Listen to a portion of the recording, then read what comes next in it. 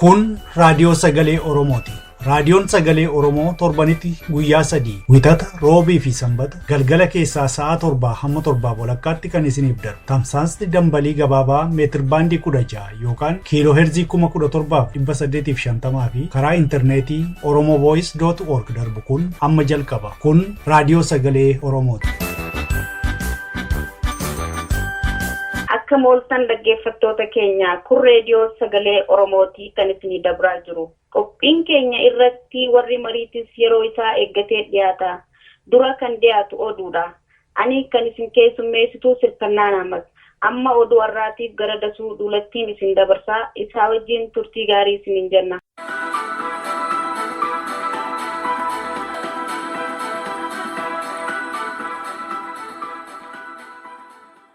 Akkam jirtu dhaggeeffattoota keenya ana Dassuu Duulaatu oduu har'aa isinitti hima.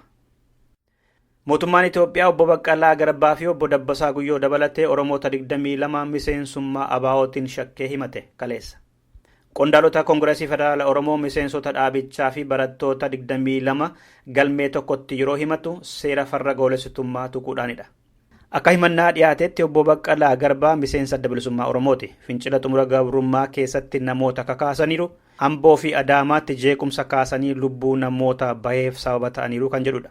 Mana murtii sadarkaa tokkoffaa Araadaatti dhiyaatu jedhamee kaleessa osoo eegamaa jiraniiti. Mana murtii federaalaa dhaddacha 19ffaatti ture kan isaan dhiyaatan. Dhaddacha sanarratti abukaattoon obbo Baqqalaa Garbaa fi obbo Wandimuu Eebbisaa hin argamne ture. Manni murtii sun Oromoonni 6 Amaarinyaa waanta hin dubbanneef simaa baloon akka dhiyaatuuf ajajee dhimmicha kibxata dhufu ilaaluudhaaf baallamee ka'e. Obbo Dabbasaa Guyyoo lammii Keeniyaa ta'anii onkoloolessa darbe keessa Naayiroobiitti erga mana isaaniitti bahanii achi buuteen isaanii osoo hin beekamin yoona ga'ee ture. Isaanis warra 22 kaleessa himataman keessa jiru jedhe maddi keenya. Har'a poolisii fi waraanni Itoophiyaa dabalataan yuunivarsiitii Wallaggaa fi magaalaa Naqamtee keessa qubatanii. Yuunivarsiitii keessa barattoota qabaa fi reebaa oolan. Barattoonnis hanga gaaffiin Oromoo deebi'utti qabsoorraa duuban deebinuu jechaa jiru. Fincila kaasuudhaaf ragaan nu gaheera jechuudhaan konkolaataatiin mooraa yuunivarsiitichaa weeraruun bakka bulmaataa fi mooraa keessaa ijoollee ari'aa reebaa fi qabaa turanii jedha maddi keenya achi ture. Magaalaan Naqamtees har'a waraanaatiin eegamaa jirti. Karaa irratti nama sakatta'uu fi hidhuun ture jedhame malee lakkoofsaa fi maqaa namoota hidhamanii maddi keenya nuuf hin eerre. Waajjira poolisii magaalaa Naqamtee bilbilaan dubbisuudhaaf kan yaallee sararri nuuf seenuu dide hin milkoofne akka arganneen kan qabannee deemnu ta'a. Jimaata kaleessaa Gaambeellaa keessatti baqattoonni kibba Sudaan Itoophiyaanota 14 ajjeesanii jedhame. Baqattoonni saba Nuweer Sudaan kibbaarraa dhufanii kan keessa qubatanii jiran mooraa baqattoota Jaawii jedhamu keessatti namoota sana kan ajjeesanii fi barmeelii yookaan immoo kuusaan bishaan dhugaatii mucaa isaanii tokkotti bu'ee waanta jala ajjeeseef. 10 isaanii gumaa baafachuudhaaf kan ajjeefaman baqattoota sana gargaaruudhaaf kan achi jiran ture. Warra du'an keessaa 10 Oromoodha jedhe maddi keenya. Itoophiyaan ijoollee Gaambeellaa keessaa torbee tokkoon dura hidhattootaatiin butaman 125 bakka jiran bareeraa jetti. Waraanni harkaa buusuufis itti marsee dhukaasaa akka jiru himaa turani qondaalonni naannoo Gaambeellaa fi kan federaalaa. Hanga ammaatti shamaranis ta'e loon harkaa buufaman hin argamne. Oduun ammas bahaa jiru immoo akka jedhutti Itoophiyaan daangaa Sudaan kibbaa akka seentu hin feene ture mootummaan Sudaan kibbaa. Ministeriin dantaa alaa biyyattii Piiter Bashir Gibaandii Itoophiyaan biyya isaanii akka seentu hin barbaanne jedhanii dubbachuu kan eere madda oduu Ajaans Pireesidha. Itoophiyaan garuu mootummaa waliin qindoofne itti duulaa jirra jechaa jirti. Jimaata kaleessaa namoonni Itoophiyaanotaati jedhaman 6 Keeniyaa Mombaasaatti qabamani. Roobii darbe immoo 74 yeroo hidhaa isaanii fixatanii daangaa irratti buufamaniiru. Namoota Itoophiyaa 6 konkolaataa namni Keeniyaa oofu lakkoofsi gabateessaa Kaaca'aa 783 yaatiin erga daangaa Mombaasaa gaanii boodadha kan poolisiin isaan qabe. Qondaalli poolisii bakkichaa Wiilii Simbaakka jedhanitti namoonni kunneen waraqaa biyyattii keessa seeraan seenuu ibsu of harkaa waanta hin qabneef qabamanii jedhan. Mekoongoo Baqqalaa, Girmaa Lenguu, Maddeboo Ashiroo, Takattar Abbayaa, Ashooraa Detteboo fi Dalaloo Mandooti Tanzaaniyaarraan gara Afrikaa kibbaa deemuudhaaf otoo jedhanii. Himatuma wal fakkaatuun kanaan dura qabamanii Keeniyaa keessa hidhaarra kan turan Itoophiyaanonni 74 roobii darbee mootummaan geesse daangaa Itoophiyaa Mooyyaleetti isaan buuseera kan jedhe Zastar kan jedhamu madda oduu biyya Keeniyaati. Dhumarratti Chaansilariin Jarmanii Anjela Merkelii fi qondaalonni gamtaa Awurooppaa har'a dhimma baqattoota Siiriyaa irratti mari'achuudhaaf Tarkii seenan.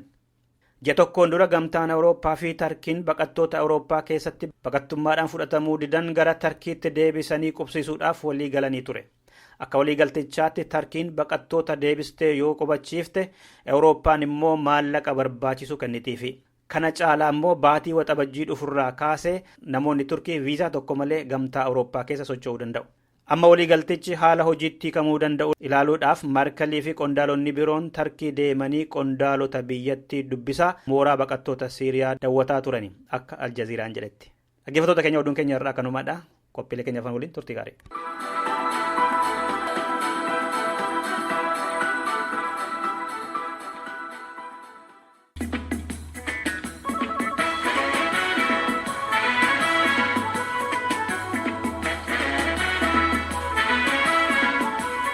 Dhaggeeffattoota keenya kabajamoo akkam ooltan kun qophii waarii marii. Qophiin waarii marii torbanetti guyyaa tokko isiniif dabru amma calqaba.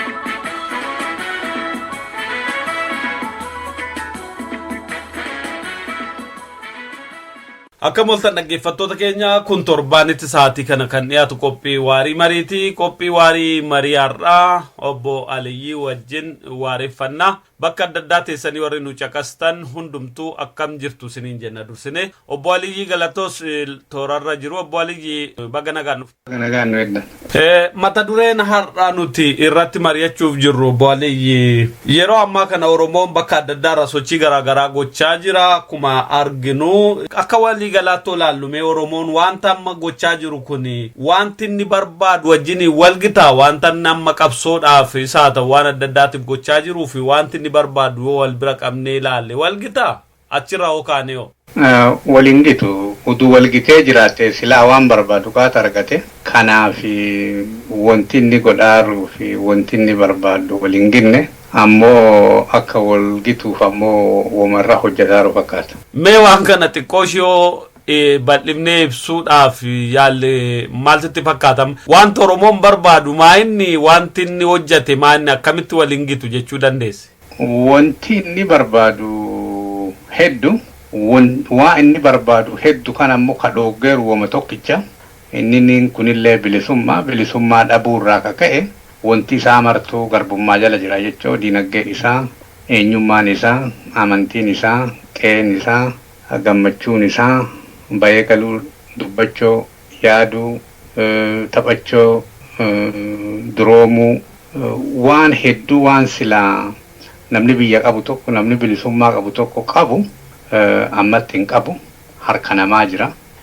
Harka namaa waan jiruuf jecha waan amma uumaan silaa namni qabaachoo isarra jiru tokko dhabeeru kana akka dhabeeru hin beeka. Wanti inni dhabeef ammoo mirga dhabuurraa rakkoo biraan qabu mirga bilisummaa dhabuusaarra biyya ofiitti abbaa ta'uu dhabuurraa akkuma martiitti dhufe waan amma dhabe kana argachuuf ammoo bilisummaa qabaachuu qaba. Bilisummaa argachuuf ammoo humna qabaachuu qaba. Humniti kun bifa hedduu humna garigarii ammatti mul'isee hin jiru Oromoon.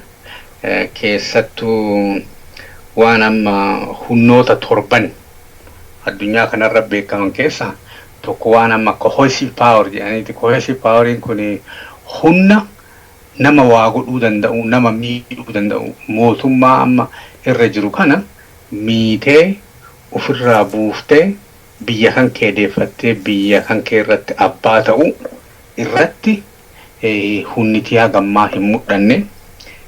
Kabiraa ammaa sanatti keessattuu amma DC kana wanti mul'ate rakkoo connection power waan jedhan jiru. Humna namoota humna qaban waliin hiriiroo ati qabdurraa humna ati qabaattu jira jechuudha. Namoonni humna qaban kunneen takkaa namoota si miidhan akkan gargaarre goota. Takkaa isaan gargaaruu dhiisuu callaatu hin taane isaan gargaasanii akka isaan dhiisanii akka si gargaaran godhutu jira. So amma connection power waan jedhamu kana yeroo dheeraaf Oromoon hin qabu ture jechuudha. Warra addunyaa kanarratti humna qabu nama isa gargaaru hin qabu jechuun wama ta'eefuu haa ta'u dadhabbii Oromootiin haa ta'u jibbansa isaanii yookaan immoo fedhii isaanii karaa Oromootiin guutamuu dhabuurraa haa ta'u hin beeku haa ta'u hariiroon amma isaan uummanni sabni kun addunyaa tana waliin qabu laafaa ta'uurraa kaka'e warri nu cunqursuu yookaan immoo nurra jiru kun ammoo warra kana fayyadamee qawwee haa ta'u diinagdee haa ta'u hatta maqaa gaarii uduma nama ajjeesan uduma nama hidhan uduu qeerra nama ri'anu akka waan nama waan gaarii dalagee tokkotti waan amma legitimate power jedhantu jira. Legitimate poweriin kun humna ati akka waan namni barbaadee achirra ofirra si kaayateeruutitti addunyaa kanarra mul'achuu humna san qabaataa ture mootummaan amma Habashaa kun Oromoo biratti akkasitti ilaallama malee warra international mootummoota addunyaa kanneen biratti haala akkasii kanneen mul'ataa ture. Humnoota adda addaa humnoota amma bilisummaaf isa barbaachisu kana garii kun irratti hojjetaara amma fakkeenyi gaariin amma dheengadda Washington DC waan mul'ate kabiraallee irratti waan akka amma cohesive power waan nama godhaniiti waa ofii deeffachuu kanarratti illee irruma hojjetaara jedhee bikka hunniti bifa hedduu jira.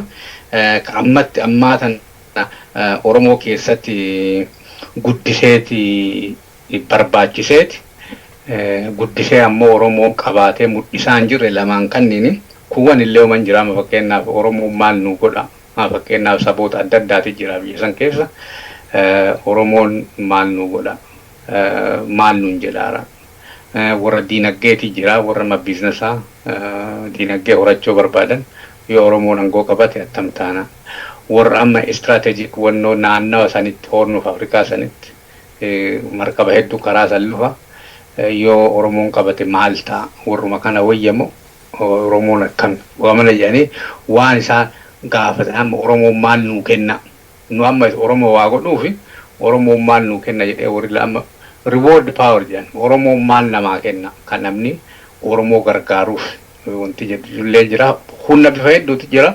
Hunniti kunniin akka gaariin mul'achuu dhabuurraa akka ka'e namni waa Oromoo kana quufuu dhabu. Wanti nu amma irraa dubbataarru waan amma humna waan amma moral ethics ilmi namaa yeroo du'u cadhisuu hin qabdani akka Oromoo ilaalcha Oromooti.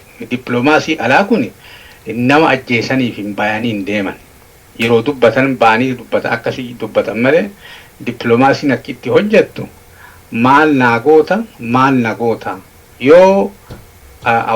yoo waasii gargaare ati maal nagoota maal naa kennita yoo anammoo si gargaaruu baadhe ammoo maal nagoota rakkoo ati narra geessitu maali ilaalcha jedhu hojjeta foreign policy'n nama ajjeesanii maal jedhaniif miti humanitarian seera keessa jira maal keessa jira ummata akka Ameerikaatitti ummanni badhaan akka kennaa kun sii gadda malee siyaasaan yeroo baay'ee maal nagootamarra hojjetaa jechuudha. Wanti humnaa kun gara biraallee kan nu geessu jira kan ilaalutti amma Oromoon waan amma ofiisaa of harkaa qabu waan isa harka jiru adda baafatee sirnaan itti fayyadamaa jira humnumannaa jennu amma waan amma haasofte kana kan isa dandeessisu kanuma isa harka jiru iyyuu kanuma itti fayyadamee jira. Sanillee beekuun baay'ee rakkisa maali daataa irra hundooftee haasoo qabda yookaan ammoo masit dhaga'ee haasofta. Wanti tokko wanti amma Oromoon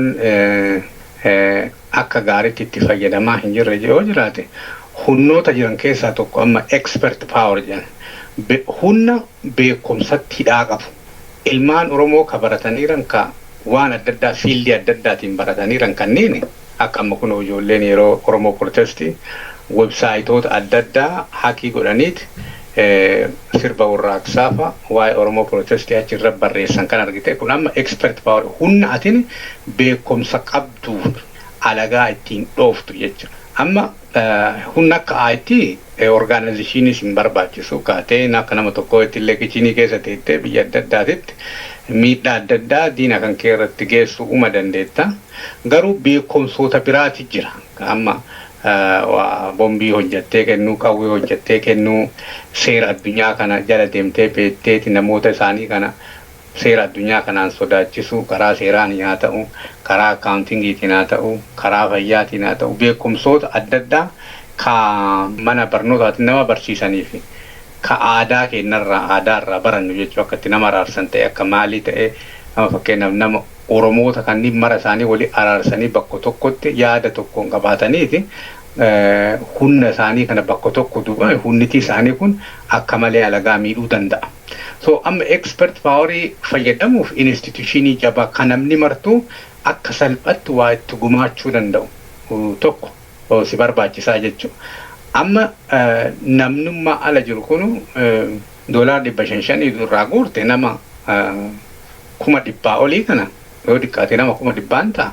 Namni 1,100 kun $500 irraa fuute isaanitu qawween bitame diina kana miidhuu dandeettaa jechuudha. Yookaan immoo horii kanarraa fuuteet advertisement miidiyaan nu dhaga'u jettee miidiyaa rakkachuu irra miidiyaa masaa isaaniiyyuu bittee advertisement irra hojjettee akka addunyaan rakkoo kan kee beektu godhuu dandeetta warri siyaasaa yoo sin dhageenye.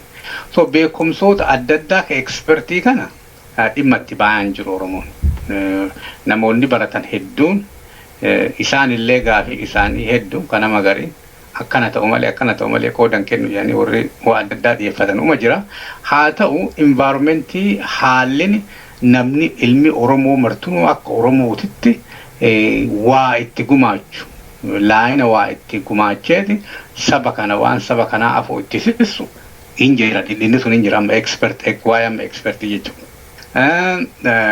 Kabiraa hunnitiin Oromoon amma hunna waan amma legitimate power amma waan akka aadaa babbareedaa qabu kan nama amma ijoollee harka lukaaftee deemuun kun qawwetti takkaffaa gootummaa mul'isa lammaffaa nagaa barbaaduu mul'isa sadaffaa naamusa qabaachuu amma wanti akkanaaf kunniin baay'ee mul'atu.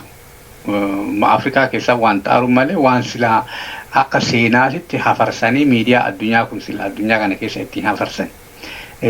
Waan akkanaa kanneen Oromoon dhimma ammoo warri amma waliin nu dorgomaa kun warra waa akkasiitti buluu miti aadaa akkasii qabuu miti isaaniin galu silaa wanti kenna sun biyya wanti kun galuuf waan kana hubatanitti dhaadhessuu hin danda'an hunnoota akkasii sanniin dhimma itti ba'arra haa ta'u isa dhaadhessuu irratti addunyaa dhiyeessuu irratti ammallee rakkina qabnaa jechuudha. Maaliif hojii gayaa hojii hin hojjetamne ummanni Oromoo kun isa ajjeesu maaliif fokasitu nu ajjeesanii irra ta'eera.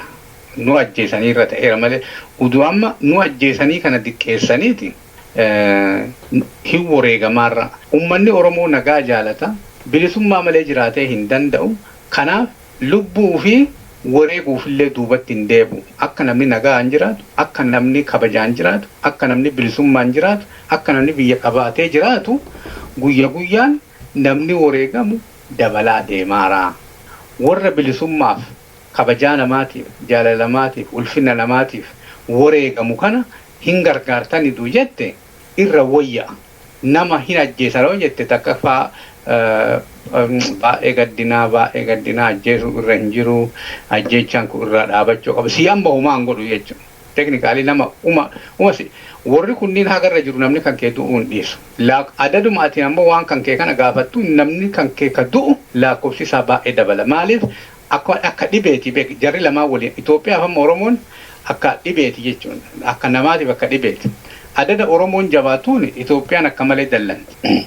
Dallanteen akka malee si hidhuu si ajjeesuu qeerraa si buqqisuun kun baay'ee itti jabaata. Yoo ati laafte xiqqoo lashirraa jette siinillee. Yoo ati ammoo mirgaan kee ka gaafattu ammallee si deebiti jechuudha. Haalli kun ittuma fufa jechuudha. Jenereeshiniitti haga ummanni Oromoo kun humna isa barbaachisu godhateet waan silaa barbaadu kana bilisummaa barbaadu kana maali bilisummaa yoo hin firrifne ammoo rakkoo biraati. Amma waan akka amma diinaggee waa wayyeessaa jette. Ati akka garbummaa jala jirtu diinaggeen kan keellee garbummaa jala jirti. Amantii kiyyaan akkana godhaa amantiin kan keellee garbummaa jala jira. Ati akka nama bilisa taate maaliif wanti martuu sirraa ka'a jechuudha. Yoo ati bilisa hin baane wanti ati qabdu martuu duwwa. Maaliif ati nuu harka namaa jirta jechuudha. Ka duraa ofii kan keetii bilisa baateen amantii keellee qe'ee kan keellee diinaggee kan keellee fayyaa keellee aadaa kan keellee waan maraayyuu ka horatteeti addunyaa kana keessatti bakka itti godhuu dandeettu yoo ati bilisa taate. Yoo ati bilisa hin taane wanti martuu gatii hin qabu. Bilisa ta'uuf ammoo humnoota adda addaa bilisummaa akka fidan si barbaachisu irratti hojjettee humna san qabaachuu qabda jechuudha. Humna san yoo hin qabaanne garbummaa jala turtaa jechuudha. Kanaaf namni humna san hojjetee humna isa barbaachisu kanneen laakka'eeti humna kanneen akkaataa dhimma itti bahu wali himeeti waan kana deeffachuu danda'a. Ammoo humna horachoollee humna kana dhimma ba'eeti waan barbaadu kana argachuu potenshaala guddaa qaba. Oromoo Oromaa rakkinnan qabu. Garuu waan kanneen laalee irra hojjeteeti humna jabaa tokko ta'eeti waan ofii barbaadu kana deeffachuu qaba. Ofii kana yoo deeffachuu inni jalqabe warri biraallee Oromoo waliin ta'aa jechuudha. Hedduu galatoomii waan babbareeda kaafte obbo Alayyee. Mee gama kaaniin amma yoo deebinee immoo ilaalle Oromoon dhugaadhaaf bara dheeraattis qabsoo kana gaggeessaa turaniiru abbootii keenyarraa eegalee seenaan akka agarsiisutti. Ijaarsi Oromoo akka jaarmiyaatti lafa kaa'amee bara 1970moota keessa eegalee sochiin Oromoon bara kana keessumaa Oromoo protestiin kan wal qabatee gaggeesse kun guddaadha jedhu amma akkuma arginutti. Mee maaltu waan kana akka inni guddatee akkamarra ga'u kana taasisee namni immoo sababa kanaan ala kanatti immoo hiriira adda addaa fi tattaaffii adda addaa gochuun kunis akkanuma guddatee mul'ata. Maaltu akkas isa godheera sitti fakkaatan naa ilaaltu? Wama lama. Tokko rakkoon garbummaa kun qe'ee nama maraayyuu dhaqqabu. Garbummaan tun bifa hedduun lafarra nama buqqisuu, nama ajjeesuu, kabarate hojii dhabuu, tuffatamuu, waan silaa ati beektu du'eenullee sitti himne akkuma nama akkuma dhalateenillee yoo jiraatte wanti sun akka qajeelaa hin taane akka ati nama addaa taate qe'ee nama maraatu ga'e. Tokko haalli amma ummata Oromoo irra deemaaru haala akkana an jiraadhee hin danda'u namni jedhurra ga'e jechuudha namni. So filmaata dhabuu irraa waan dhufe tokko. Lammaffaa wanti waan kana fide ilmaan Oromoo beekumsa dabalachoorra namni hedduun barachoorra miidiyaan dhalachoorra qabsoontu yeroo dheeraaf deemteeti jenereeshinii haarawa sammuu Oromootiin dur beektaa Oromoo kana nama biraatiin leenjisa. Takka Amaaraan leenjisa, takka Faranjiin leenjisa, takka Arabaan leenjisa. Namni martuu akkuma nama isa leenjisee sanii haasa. Adda ammoo ilmaan Oromoo mataa Oromootiin ilaalcha Oromootiin aadaa Oromootiin afaan Oromootiin guddatanii yuunivarsiitii seenanii achi bayan. Ijoolleen kunniin eebjuu isaaniillee baay'ee gugudda. Namni dur yuunivarsiitii fixee hojii qabadhema jedha. Kaammaa kun ammoo miliyooneera ta'ee Prime Ministeerii biyyaa ta'eeti maalii ta'ee dharraa isaa heddu namni ammaa kun. Dharraa heddu qabu kanaan beekumsa amma qabu kanaan jenereeshinii amma dhalate kun ammoo sababa miidiyaa sooshaal miidiyaa amma jiru kana hiriiroon koominikeeshinii wal quunnamtii kun wayyaa'ee namni qaccee wal argu miidiyaan Oromoo kun banamee alarraa gara biyyaa darbuun namni Oromoo lee haga wayii diinagdee gulee adda addaatii horachuun biizines adda addaa banachuun waan adda addaa godhuun kunniin maal godhaa dhufe gatii Oromoo market value ka Oromoo gatii Oromoo ka qara Oromoon gatii hin qabu naga'u maaliin ta'u jenereeshinii waggaa 25 kanatti Oromoo uumee jechuudha.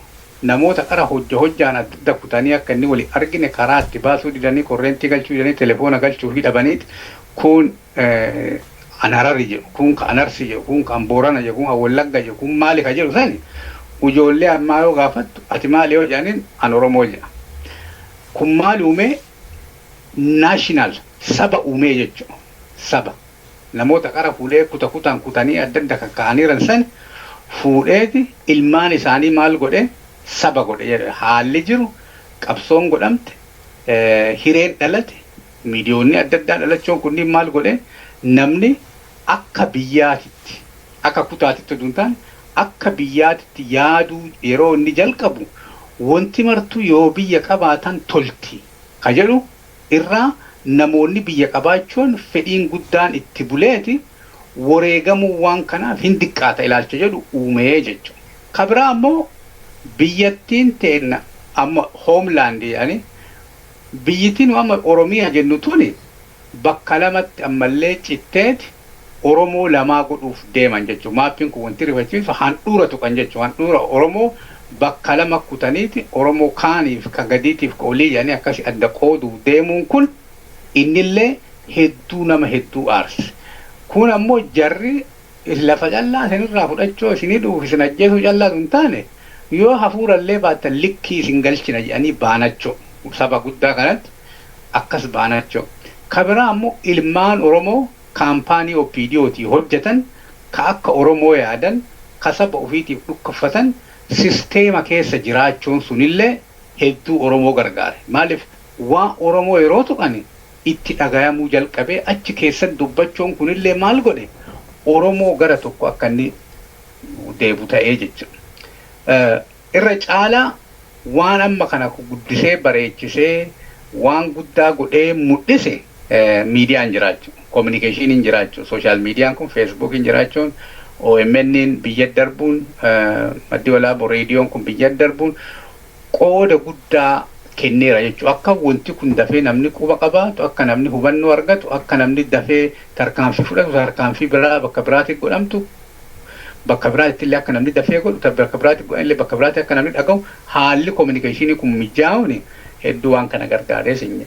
Hedduu babbareeda qabxii gurguddaadha kan kaafte Bu'aaliyyii amma egaa akka waliigalaa sa'aatiin keenyas gara dhumaatti jira. Waan islaannaarraa kaanu wanta Oromoon amma barbaaduu fi wanti inni gochaa jiru walgitama walingituurraa kan kaane iddoo amma jirurraa ol siquuf wantoonni gurguddaa amma Oromoon dursee irratti hojjetu lama sadii nuu tuquu dandeessaa otoo hin xumuriin dura. Tokko namni Oromoo martuu akka sabaatti yaaduu isarra jira. Akka sabaatitti, akka Oromootitti, akka nama biyya Oromiyaatii dhufetti Oromiyaa tana deeffatee abbaa itti ta'uuf akkasitti ilaalcha akkasii qabaachuu qaba. Lammaffaa biyya san deeffachuuf maal qabna maal hin qabne hunniti amma nu barbaachisu kan hidhateeru maali inni kun akkamitti dhufa. Hunniti guddaan tokko instituushinii jabaa karaa jechuudha. Karaa asfaaltii kana jechuudha instituushinii jechuun kalaafaa fi dadhabaa fi jaamaa fi beekaa fi hayyuun keetii fi qabaataa wallaalaan kan ka'e itti walga'e akka tireenaa keessa deemee alagaa namoo akka seenee waa balleessuu hin dandeenye ittisu jechuudha. Dhaaba jechuudha. Dhaaba akkasitti function godheeti deemuu danda'u barbaachisa. Isaa kanarratti illee akka malee hojjechuu qaba. Instituushinii jabaa yoo hin qabaanne mootummaa jissuu hin dandeettu. Instituushinii jabaa nu barbaachisaa jechuudha. Kabiraa wanti namni godhuu qabu waan Oromoo gaarii irratti fookasii godhu. Yeroo ammaa kana waan Oromoo dadhabbii isaa, laafinna isaa, jinnii isaa, na wallollee fi akkana taaneef maali kanneen waan Oromoo keessatti faca'u kanarraa uf diqqeessuu danda'u qaba namni baay'een. Vaayirasii Oromoo keessa harca'u kana haga dandeetti yoo argellee akkaataa itti qulqulleessu irratti dafee hojjechuu namni babal'isuu hin taane. Kun yeroo amma biyya teenya deeffachuuf investii godhan waan ta'eef namni martuu Oromoo irraa waa fudhachuu hin taane Oromoo irratti investii godhuu qaba. Ka beekumsa qabu beekumsa kennu, ka horii qabu horii kennu, ka yeroo qabu waan qabdu maraan haga sii danda'ametti investii godhu. Maaliif yeroon kun yeroo qajeela. Yeroo waa kenniteeti wanti ati kennite sun jijjiirama guddaa fiduu danda'u waan ta'eef jecha akkaataa gumaata itti kennitee jijjiirama fiduu dandeettu irratti yaaduun guddisee barbaachisaadha. Eessallee haa jiraannu waan kanarraa hojjechuu. Kun ammoo warri alagaa keessa jiraattanii odeeffannoo fi waan adda addaa qabaattaniiti odeeffannoon sun uummata Oromoo yoo ga'e uummata Oromoo kana yoo ka hunneessu taate yoo ka wayyeessu taate yoo hin jiraan hubannoo ka isaa dabalu taate akkaataa haala mootummaa itti deemuuf ta'u waan mootummaan godhuuf ta'u uummataan dhaqqabdanii uummanni akka beeku san godhuun uummanni kun miidhaa adda addaa irraa akka hafu waan gargaaruu danda'uuf warri amma mootummaa keessa jirtan illee akkasiirra hojjechuu qabdanii. Hayyee dhaggeeffattoota keenya kun qophii waarii mariiti kana gammaatti dhaggeeffannee kan waliin haasaa turre Bu'aaliyyiidha. Bu'aaliyyii maqaa dhaggeeffattoota keenyaatiin hedduu ulfaadhuun siin jedha. Ulfaadhatillee.